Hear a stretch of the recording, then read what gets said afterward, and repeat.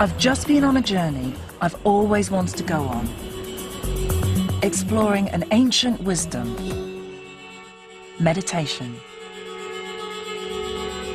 It took me from the foothills of the Himalayas to a city where they're trying to levitate. It was inspiring, frustrating, and at times emotional. So then I felt sad, as you can see. In the West, over 10 million of us practice meditation every day. It's said it can solve so many of our problems and can help to heal not just our spirit, but our mind and body too. May help cardiac arrhythmias, allergies, anxiety, depression, bronchial asthma, diabetes, constipation, infertility. I found out how scientists are investigating meditation and heard some extraordinary ideas. By meditating, you can become happier, you can concentrate more effectively, and you can change your brain in ways that support that. So what is meditation, and can it really help us? There's so many different ways that meditation can influence the body and the brain, and we're really just beginning to scratch the surface.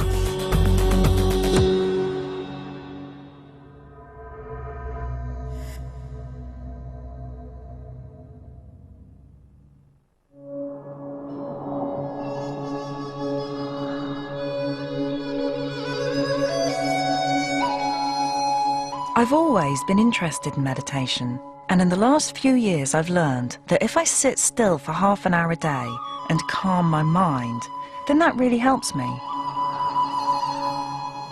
But is that meditation?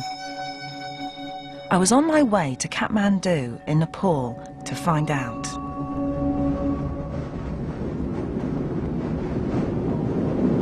I'm very excited.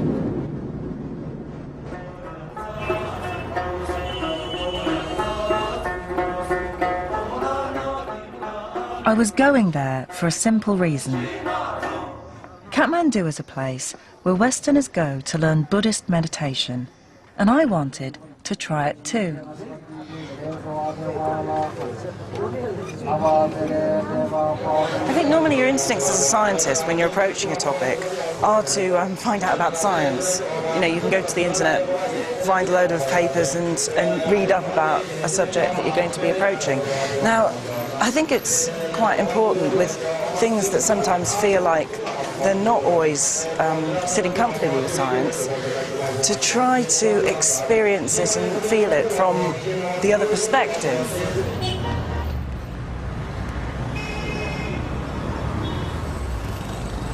Hi. Now, I want to go to Szechuan Tengi Darjeeling Monastery, or something like that. Do you know it? Okay, good. I'm going to meet this guy, Mathieu Ricard. He's a Buddhist monk, and he's been meditating for 30 years, and he's offered to be my teacher.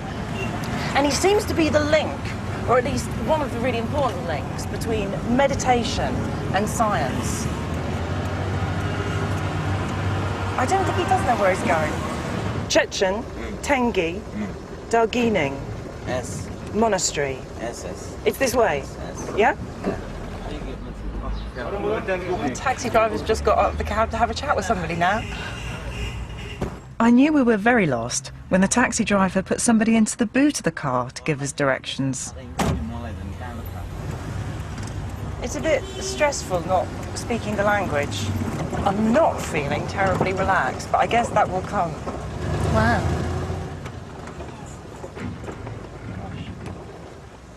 Thank you. Thanks. Eventually I arrived at what I hoped was the right monastery.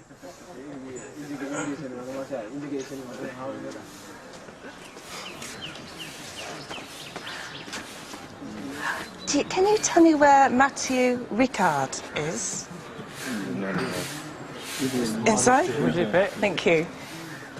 This is the man. Oh gosh, I'm a bit scared. Nice to meet you. Nice to meet you. I'm very well. How are you? It's a long way. We got very lost. It should have just been 5 minutes, I think. Hey, but thank you for offering to help me. Well, I don't know. We'll try. We'll try. So, shall we? Mathieu is one of the Dalai Lama's personal French interpreters and has been described as the happiest man in the world, a title he finds embarrassing. He's also a trained molecular biologist, and he hadn't just offered to be my personal teacher, he's also very open to the scientific exploration of meditation. I think we should demystify meditation through science. It's not just a weird Eastern philosophy. It's really dealing with something very deep that concerns me, that concerns my family, that concerns society. I'm deeply involved in science research in neuroscience, which are precisely studying the effect of meditation, short and long term, on the brain. That's very exciting. And so we are no more like guinea pigs, although I'm a guinea pig, but also collaborators. We sort of co-design the protocols. Mathieu spends several months a year in retreat doing intensive meditation, so I was in great hands to learn the very basics. So first to be in a comfortable position. Now if you have pain everywhere and you are sort of, or if you are sitting like that, you'll fall asleep, or if you're too tense, you will feel pain. So sitting in a nice position. And then the spine should be quite straight, and the gaze should be like in the prolongation of the nose. We say 12 fingers. Then we need to begin to pay attention to something. We can take an object, but I think that is very basic in the Buddhist meditation is to begin by paying attention to the going in and out of our breathing. Out and in. Usually what happens? You are just sitting here quietly, supposed to calm your mind, and then, like out of nowhere, a thought comes about something that may be not even related to what we are doing now. Poof, something from the past, something from about the future, almost like a bubble popping up in the lake. You don't know why. Let the thoughts come, let the thoughts go. Not blocking them, you are not encouraging them. Just aware. That's one of the secrets. Okay, so I feel like I'm in a good position to go practice. I breathe, I relax, I keep my sense of balance, I focus about here, and I allow thoughts to come and let them go. Yeah. Okay, thank you. So I'll let you try. Thank you very much. Okay, see you soon. See you soon. I'll come find you when I need All right. more help.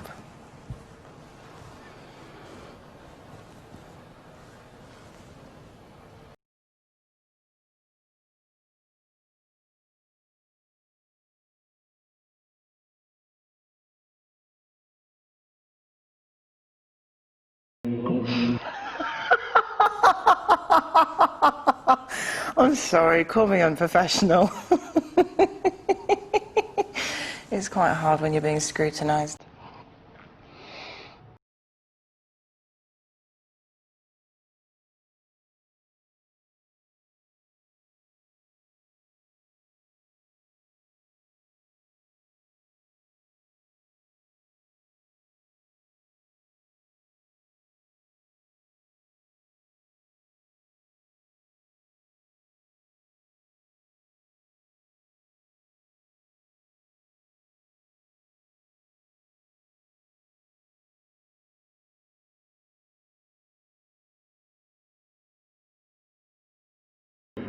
As I became better at it, I tried something else he'd suggested. Concentrating on how you feel about someone you love unconditionally. So I thought about my dad. Well, I began by being really focused.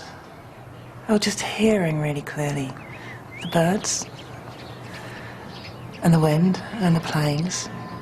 And there was a monk walking around in the room out there, gently chanting. So just being really aware of those sounds. The recent thing I've been feeling about has been about my dad. And, you know, Dad dying.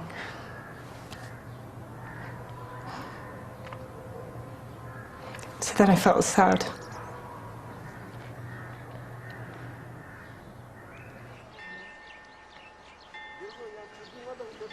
So I thought about, being with sad. If I sit with being sad about Dad, or just give myself space to think about him. It's only 2 months ago he died, something like that. Then I know that I do sad and I cry, and I think that's really good. And my eyes were quite tired by then, so I closed them. And the monk was still wandering about. And it just felt very calm.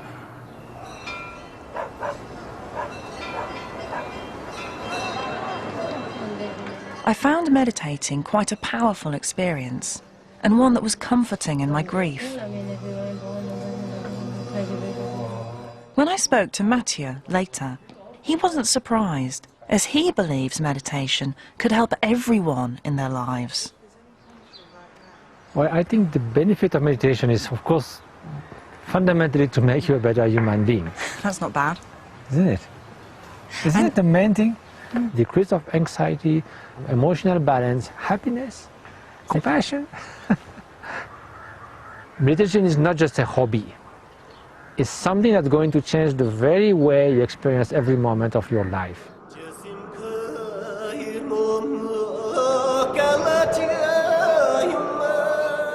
Nepal had been a great place to start my journey. Meditating had made me feel calmer. But how much was that to do with being in a magical place, away from deadlines, or just having the time to think about my dad? It was now time to find out about the science. Matthew's really whetted my appetite. I think there should be some really interesting stuff going on. So maybe I need to stop the meditation for a bit and start to find out about the evidence.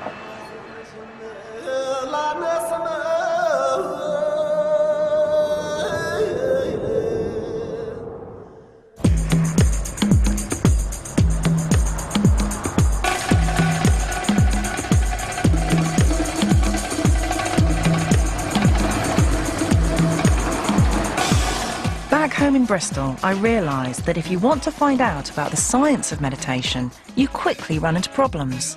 For a start, where in the bookshop do you actually look? I don't even know where to begin. Is it religion? Spirituality? Health? I was surprised at how many different types of meditation there are and the different ways you can practice. You can focus on your breathing, like I tried in Nepal, or a mantra, that's repeating a word or phrase. Or it can be practiced as part of yoga. Also, what's clear is it's not just about improving your spiritual well-being. Some people claim it helps with a whole load of health problems.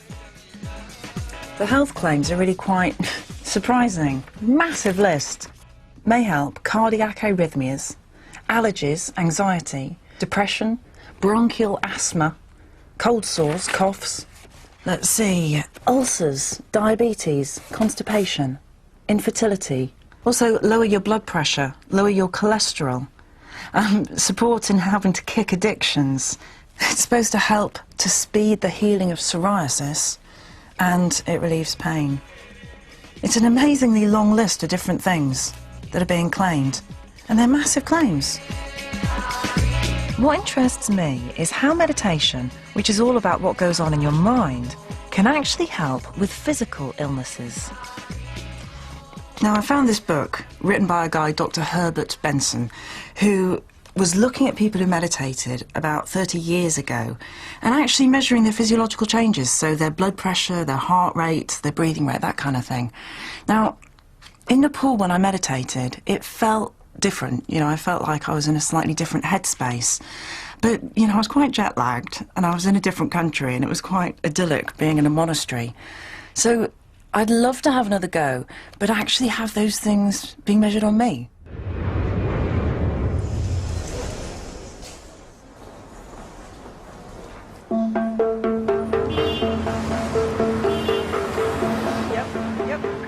Dr. Herbert Benson works at the Massachusetts General Hospital in Boston. He's studied a myriad of different types of meditation and their effects on the body. He believes they produce a deep physical relaxation, which he's called the relaxation response. Hi, Dr. Benson. Kathy Sykes is in the waiting room for you. Oh, hi. Very nice to meet you. Dr. Benson's team offered to demonstrate what he meant by the relaxation response on me. Comfy? Yeah, more or less. Great. We're experts at this, so you're in good hands. I was hooked up to several machines which would measure my stress levels. Almost every part of me was monitored. My pulse, the tension in my muscles, my breathing rate, even the sweat on my skin. These tools are fantastic. They're like a way of seeing inside people's bodies and brains without me being able to stop you. I'm feeling a little bit like some kind of lab rat that's been experimented on. I was told to sit quietly for 10 minutes so they could get measurements of my resting baseline. Then I was told I was going to be stressed out. Okay, Kathy. Now what we're going to have you do is subtract a 4-digit number, and you're going to subtract 14 in sequence. So 14 each time. 14 each time. And if you can actually look at the monitor, you can see that Justine's instructions Oh, I've got stress. have given you a just stress thinking about response it. all over. Your respiration rate has become more jagged. Your skin conductance level has gone up, that orange line. So now it's fun. Let's begin. 1500. Begin. Oh A little no! bit faster. 14, 17. Start again. 1500. 1486. A little bit faster. 52. That's incorrect. Start again. 1500. 1500. Start again. 1486. 1486. You've got that one down. Ah! Incorrect. 1500. Oh, you 1500. bastard! 1500. Let's go. Ah, you're so mean! Well, what's the number again? 1500. So bad at subtraction, this is unbearable. Come on, you can do it. My pulse was racing and I was starting to sweat, all over a few simple sums. 1426. Incorrect. Start again. Start again. Start again. From the 1500. beginning. Come on, Can I come on. stop now? You cannot stop. We have a normalized scale and you're really, really low. To, Come on. After 10 minutes of total humiliation, Dr. Benson stepped in. How did you feel during that? I felt very stressed because I ought to be okay at subtraction and trying to do it on the spot It's more difficult. while being filmed, while there's an audience. Due to this pressured subtraction, your skin conductance went up. Your muscle tension went up. Your heart rate went up. All of these were being measured by real time as you were being stressed. Now you're in a more calm, normal baseline mode. And now we want to take you through the relaxation response. Great, that will be more fun, won't it? He then made me do a simple meditation exercise and asked me to think of a word to focus on. A sound. Calm. Close your eyes and relax all your muscles. Now each time your breath is coming out, say silently to yourself the word calm and let the M go, calm. And you're going to find all... As I meditated, my pulse and breathing rate actually went below their normal level at rest. This is what Dr. Benson means by the relaxation response. He believes it can be triggered not just through meditation, but by other relaxation techniques like breathing exercises or Tai Chi. Skin conductance decreased, heart rate slowed down, your rate of breathing markedly lowered. It's a whole package, and that package is the relaxation response. So, meditating had caused real physical responses in my body. But Dr. Benson has taken this finding further. He claims that the relaxation response can help with a whole range of medical conditions, where he believes stress plays a part, like asthma, infertility, and diabetes.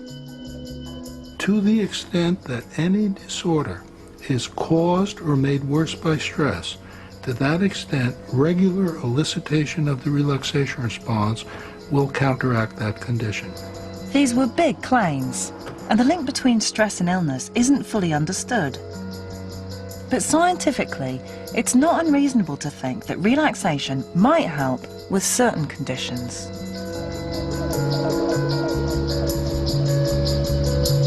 I went to meet one of Dr. Benson's patients.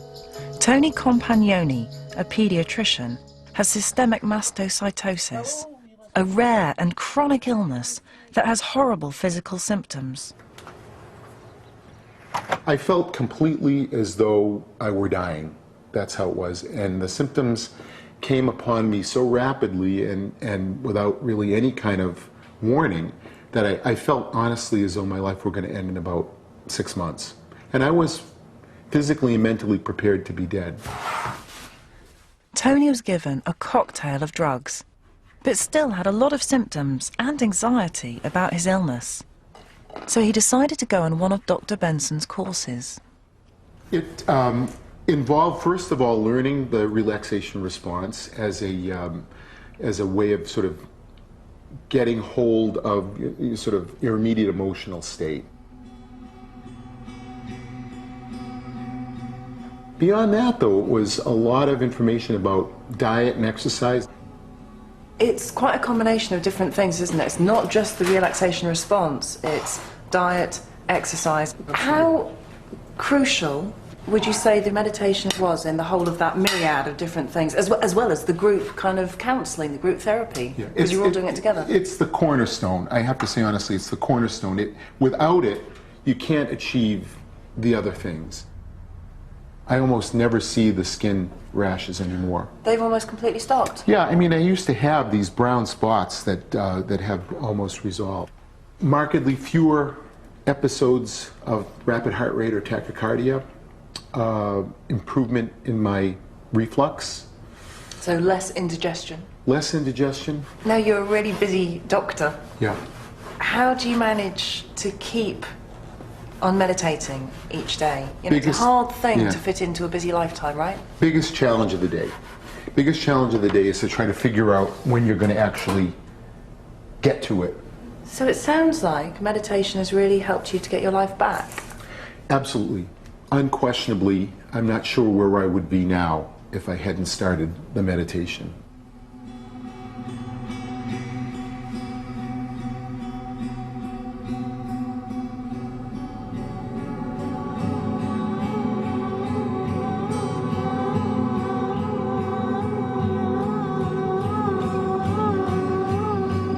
Tony's story sounded remarkable, but scientifically, you can't make any general conclusions from just one person's experience. And it's also hard to know exactly what's making the difference for Tony. Is he just going through a good patch? Or is his drug treatment starting to work? Or is it Dr. Benson's course? And if so, what part is meditation playing? Dr. Benson treats his patients with everything he can, you know, diet, exercise, as well as the relaxation response. But it means it's going to make it really hard for me to unpick it all and find out the real effect of just the meditation.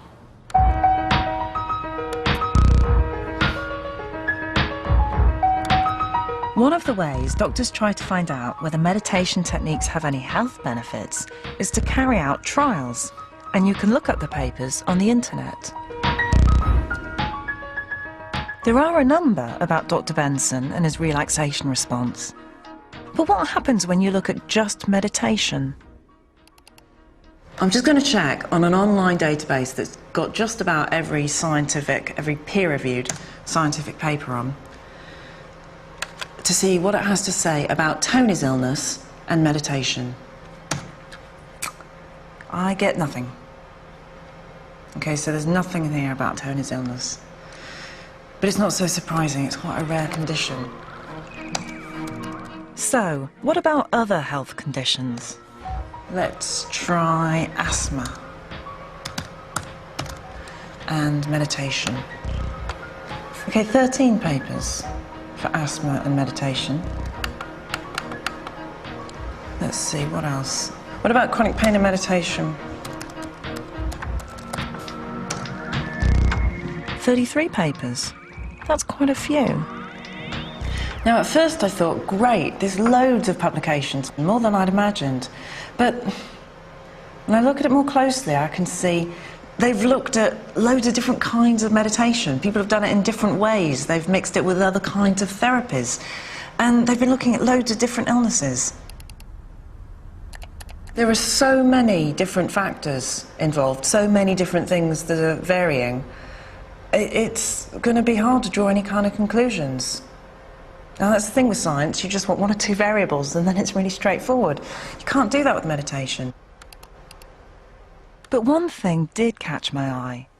There are lots of papers looking at the effects of meditation on heart disease, carried out by one particular group.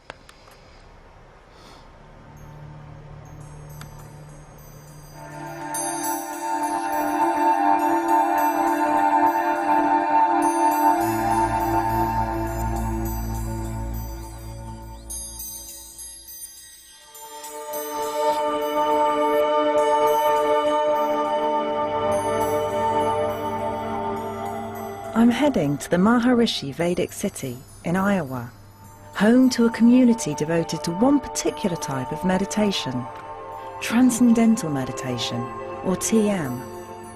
They claim that practicing TM daily can have an impact on almost everything, from blood pressure to world peace. I'm just about to arrive at the Maharishi Vedic city. It just seems totally weird that something like this would be in the middle of America. And I mean the middle of America. Is this it? I think this is. Something that makes me feel sceptical about seeing this group is the way they often explain how TM works. They commonly say its effects are down to quantum physics and something called the unified field theory. But the unified field theory hasn't even been established yet. So as a physicist, I find it troubling. But I decided to put my skepticism to one side because the health research they've carried out, at first glance, does look rather interesting. Hi. Are you Kathy? I am Kathy, yes. Have I actually arrived in the Vedic city? Yes, we are in Vedic City. So this is the registration card. Okay. I'll just need to have you sign below. I'd arranged to meet their press officer, Stephen Yellen, who'd offered to show me around the city. So Kathy, I'm going to give you a little tour of Maharishi Vedic City. You ready? I'm ready. So we're coming up to a bunch of houses which were built according to this ancient system of architecture called Vedic architecture. According to this system of architecture, if you build a home according to certain principles of natural law, you'll have better health, more prosperity, better family relations. You see here the homes here, better success. How many people live here? There's about 500 people that live in Maharishi Vedic City. And they come from all over the United States because it's such a unique community they can't find it anywhere but here. Stephen put me in touch with a family who'd moved here 28 years ago. Hi, I'm Kathy. Nice to meet you. Come on in. Wow, so is this a fairly typical Vedic home? I think they're all very different. They're very different. There are certain guidelines that they build it by, you know, certain proportions, and I couldn't tell you the mathematical proportions, but but they really work. They're wonderful to live in. Do you meditate? Yes. Oh, yes. Yeah. Oh. Yeah. 35 years for me. How long has it been for you? 35. 35? Yeah. And what difference do you think it makes to you? I can't imagine not doing it, to be honest with you. It's just, we have 6 children, so raising a huge family. Every morning I start the day with meditation, and I'm rested, I'm happy, I'm pretty balanced most of the time. And then when you start to get fatigued at the end of the day, you meditate again. And so the evening is good quality, you know. Oh, hi guys. I'm Kathy. Hi. Isa. Nice to meet you, Isa. Sam. Hi, Sam. So you both meditate as well? Yes. Yeah. What does it do for you? I think it's like a better working environment in school. When everybody meditates, they're just more well-rounded and ready for school and academics. When we get up in the morning and we go to school and meditate every day, twice a day, before academics and then after. So it just gets us ready for the day. So your whole school meditates? Yes. Together? Yeah. How does that feel? We're just regular kids learning the exact same things, just we practice meditation. It gets pretty, annoying sometimes, and Mom's like, have you meditated today? It's just, but I mean, in the end, it just really helps. I mean, it's just like, it makes me just, so relaxed and like happy.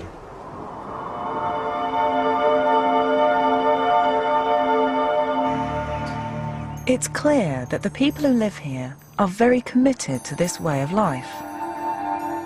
But so far, everything I'd seen was about lifestyle rather than science. And what was slightly unsettling for me is that you can only find out how to practice TM if you go on a course, and that can cost $2,500. Although sometimes they help if you can't afford to pay. Everybody looks kind of shiny-eyed and terribly nice. And everybody, everywhere, is talking about TM. Everybody says it's changed their life. And people do look remarkably content. Exactly what it is, I have no idea. And all the other forms of meditation, you can go to a book, go to a website, buy a CD, speak to a monk if you're lucky. The secrecy of it is a bit funny. Though I still didn't really understand how you actually practice TM, Stephen had arranged for me to see an advanced form. It's called yogic flying. Apparently, if you get good enough at it, you actually float above the ground. Though, no one's done that recently. You're going to see hopping. You're not going to see levitation. The experience inside the person is that there's this tremendous feeling of happiness and bliss and energy that's being generated from within. And a spontaneous result of that is that the body starts moving forward.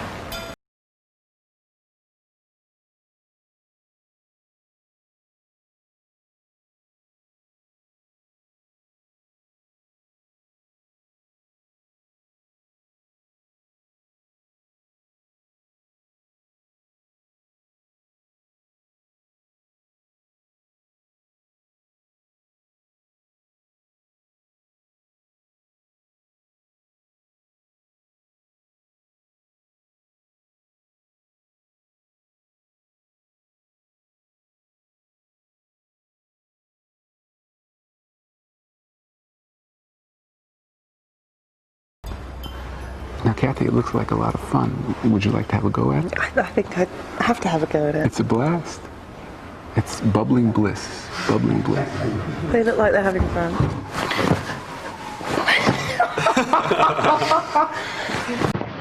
Didn't quite feel like bliss.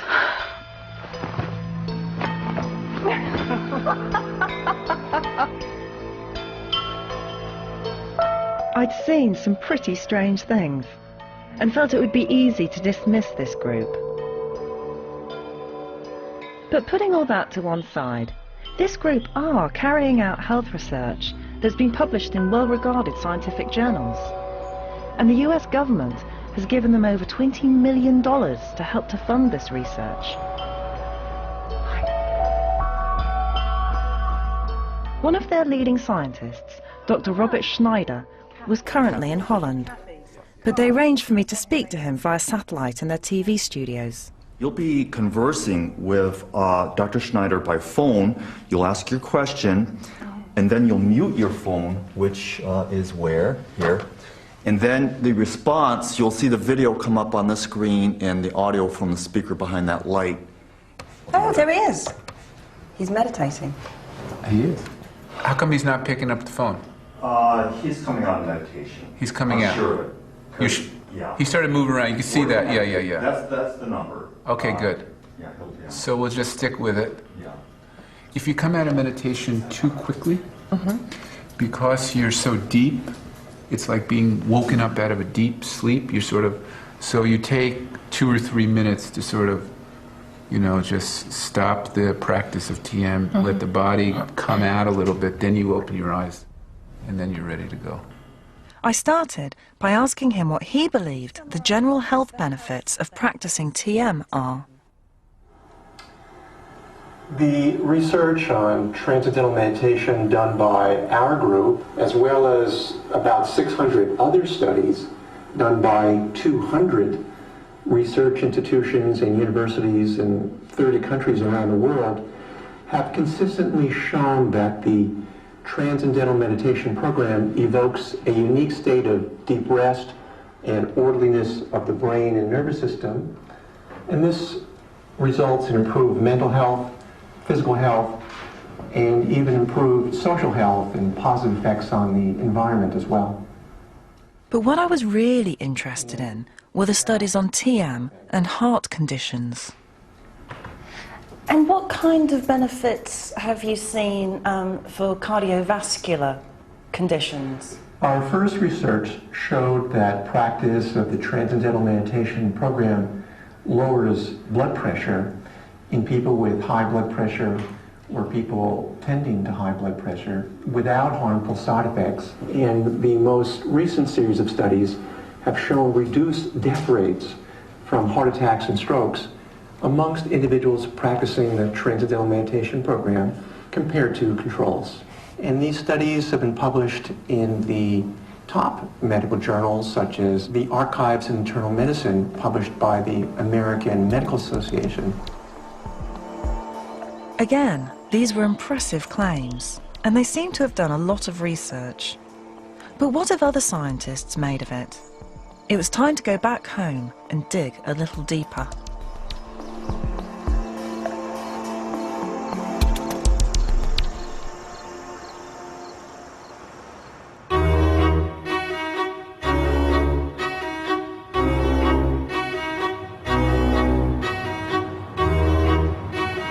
When there's a large number of trials, one way to make sense of it all is to look at what are called reviews.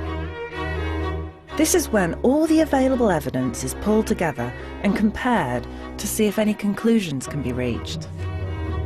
Although it's not a perfect system and can miss out promising individual studies, many doctors turn to reviews when they're trying to work out whether or not to recommend a treatment to a patient.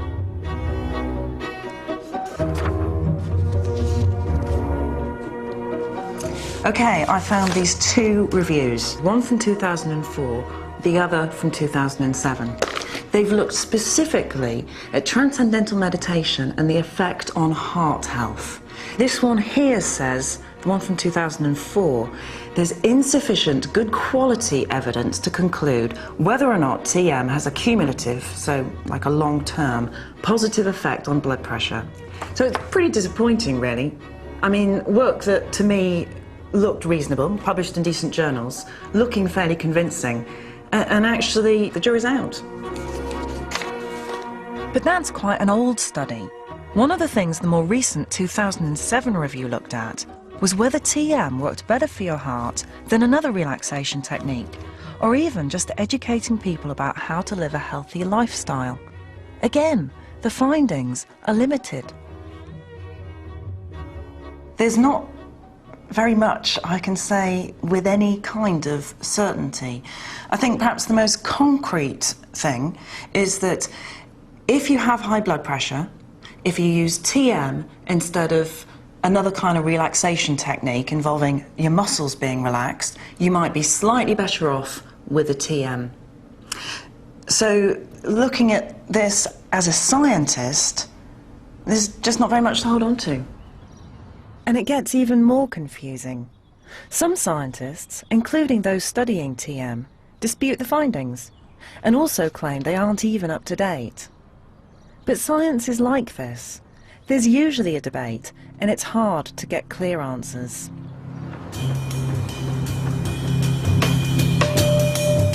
I guess the one thing I can hold on to is this. If your doctor doesn't object and you feel like trying some form of meditation, then why not? It's something that might suit your lifestyle, a bit like jogging does for me.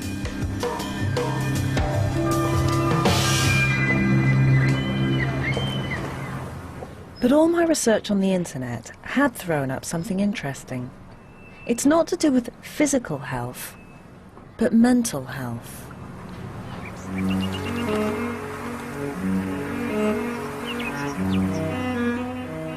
As a teenager, Carol Catley suffered from depression.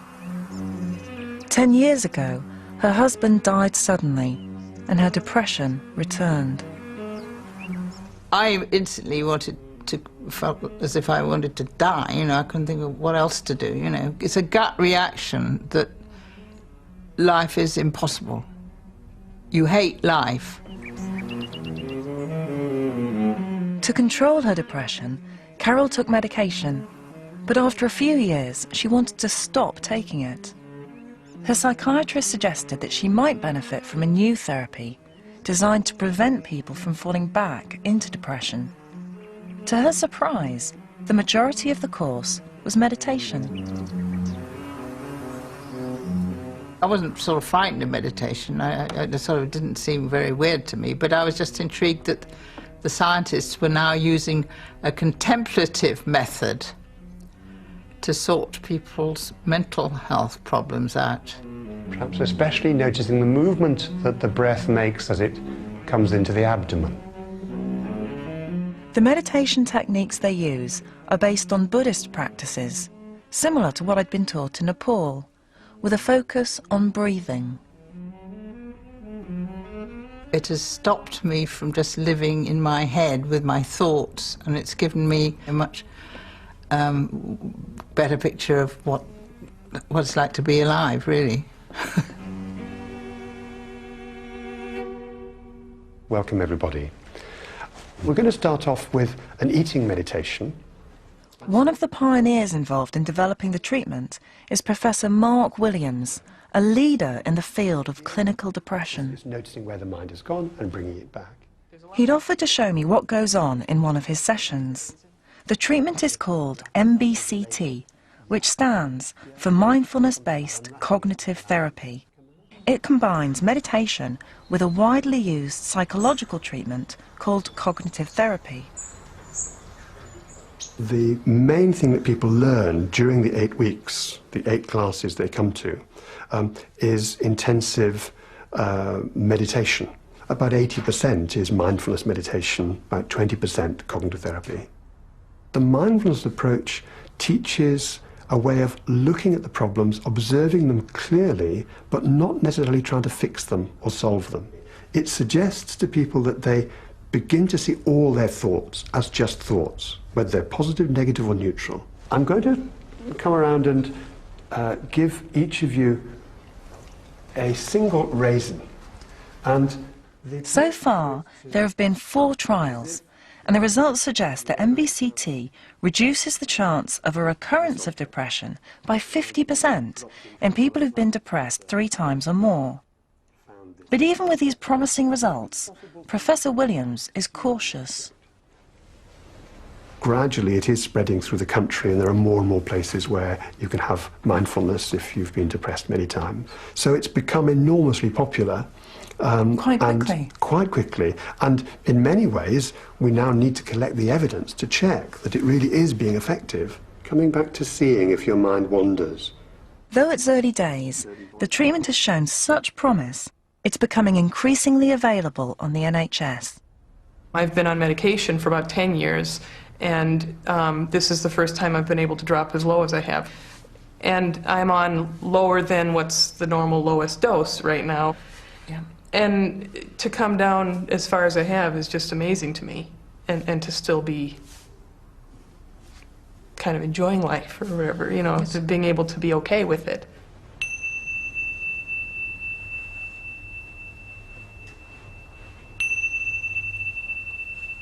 From what I'd seen, it looks like meditation could do a tremendous amount of good. But then Professor Williams said something, almost casually, that took my journey off in a whole new direction. What we're finding is that mindfulness-based work is not just useful for people who've been depressed, but for anybody. Anybody? How can it help anybody then? Because it involves dealing with expectations, with constantly judging ourselves, analysing ourselves, feeling they're not good enough or that they're a bit of a fraud. And that's something which is so widespread in our communities.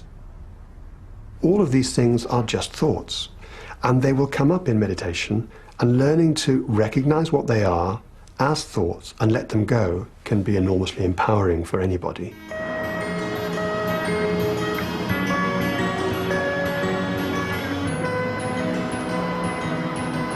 Of all the claims I've heard when making this series, this has to be the most inspiring for me.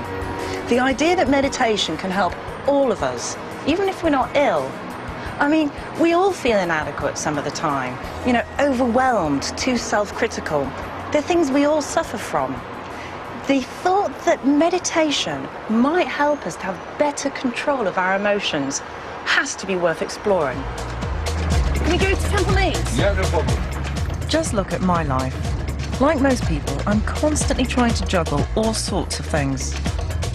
I'm going to Hull on Thursday, filming with Nigel. And we're going straight from Hull to London. We're filming on Friday as well. I don't think I've got any space for about 3 weeks, unless we do it at weekend. I think it's really easy for lots of us to have those niggling thoughts that go around in your head. You do that, I must remember to do this, and oh, I was really rude to him, wasn't I? I have really struggled in the past to switch off. I force myself to lie on that sofa and do nothing and just sit still for half an hour listening to music. And unless I do that, I just can't switch off. Everyone can train your mind a few minutes a day, just as we do fitness exercise and we train in learning all kinds of informations. It's possible. Professor Williams' belief that meditation can help us all to be more content had been suggested to me before. It took me back to what Mathieu had said to me in Nepal. What would you say the real benefits of meditation are? Becoming a better human being. That's not bad. Isn't it? Isn't it the main thing? Decrease of anxiety, emotional balance, happiness, compassion. All this talk about compassion, happiness, emotional stability might sound rather new agey and a bit woolly. But then I began to look into it more, and what I found was fascinating. There's a small band of scientists who are starting to look at this area of meditation and emotional well-being. And they're using technology that allows them to look inside our brains. Now, for this part of my journey, I really can't expect there to be any answers. Thing is, the work is still so much in its infancy. But I hope at least to get a glimpse of how scientists are trying to unravel the potential effects of meditation.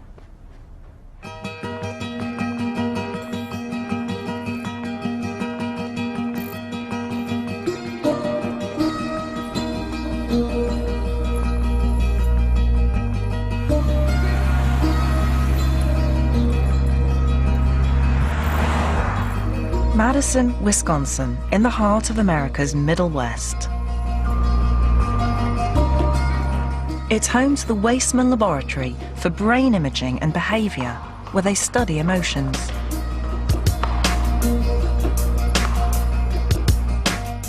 Dr. Richard Davidson, a neuroscientist, has been inspired by Buddhist monks, including my teacher Mathieu, and he's pursuing some extraordinary ideas. By meditating, you can become happier, you can concentrate more effectively, and you can change your brain in ways that support that.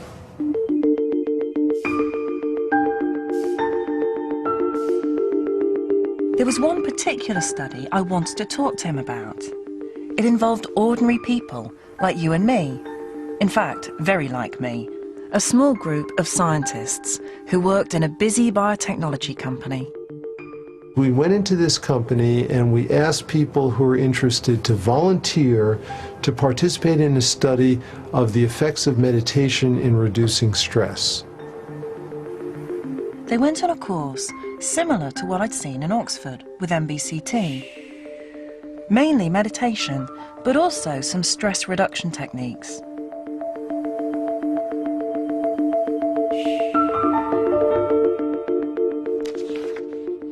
They filled out questionnaires before and after the course, which asked them about their stress levels and happiness.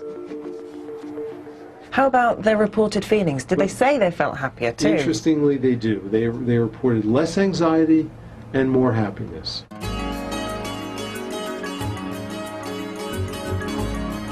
But Dr. Davidson didn't stop there.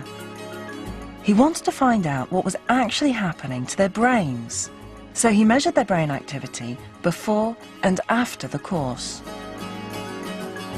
We found that there were significant changes that occurred over time in the brains of the people who went to the meditation group compared to the control group. What he found was a shift in brain activity from the right-hand side of their brains to the left. Based on previous work he's done, he's come up with a theory to explain what this might mean. People with more left-sided activation report that they are more enthusiastic, that they are more active, that they are happier.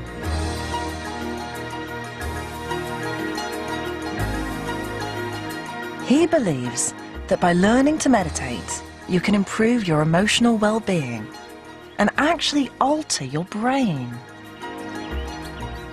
It means that certain psychological qualities, which have been regarded as fixed characteristics of people, like the capacity to pay attention or the extent to which one is happy, that those really should be better regarded as skills, which can be trained rather than as fixed traits.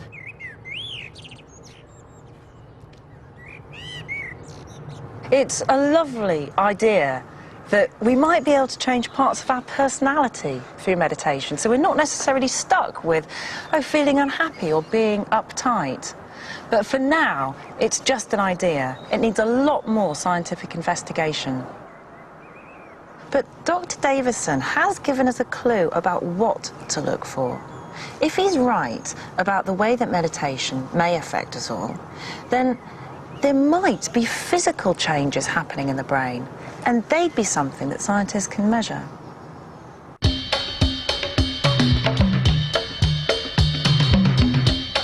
Once, everyone thought that the adult brain was fixed and never changed. But in a series of groundbreaking studies, this was overturned. One of them was on juggling. Now, entertainers like these are just one of the groups that have been studied in this new area of science. The study showed that if you took a group of people and over 3 months taught them how to juggle, the visual areas of their brain, so back here, the ones that were involved in following where the balls go, actually changed in just 3 months. The study showed that when we learn new skills, what we're doing is changing the physical structure of our brains. And the more we practice, the more the brain changes, which is why we keep on getting better at the skill. This process is called neuroplasticity, and you can keep on changing your brain throughout your entire adult life. So I'm going to give you one ball. One ball, thank you. Down, up. I can't even catch very well then. Your elbows People are by your laughing at side. me. 1 point here and another point here. You want to focus on. And then I'm going to give you another one now. So I'm going to go 1, 2, 3, 4. 1, 2. No, now you've passed that one over. Even the film crew's laughing at me. The director's laughing at me. Everyone laughs at a beginner. Up, I don't feel up, very good down, at this. down. It really is difficult. Try starting with that hand now. It's really hard.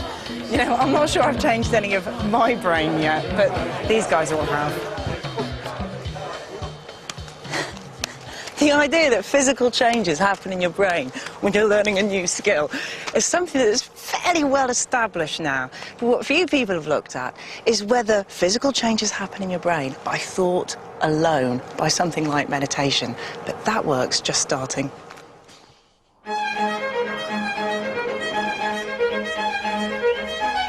I was on the final leg of my journey and about to meet up with someone who was trying to find out if meditation might actually change the physical structure of our brains. At the Massachusetts General Hospital in Boston, Dr. Sarah Lazar is conducting one of the first experiments in this area. She studied a group of ordinary, healthy people who practiced a form of meditation which focuses on the breath. These were not monks, so they're not people taking vows. And I think that's a really important part of the study, is that these are people who, they're everyday people. Yeah, there was a chef, a computer programmer, a doctor, a lawyer, and they're just people who sit and meditate for 35, 45 minutes a day.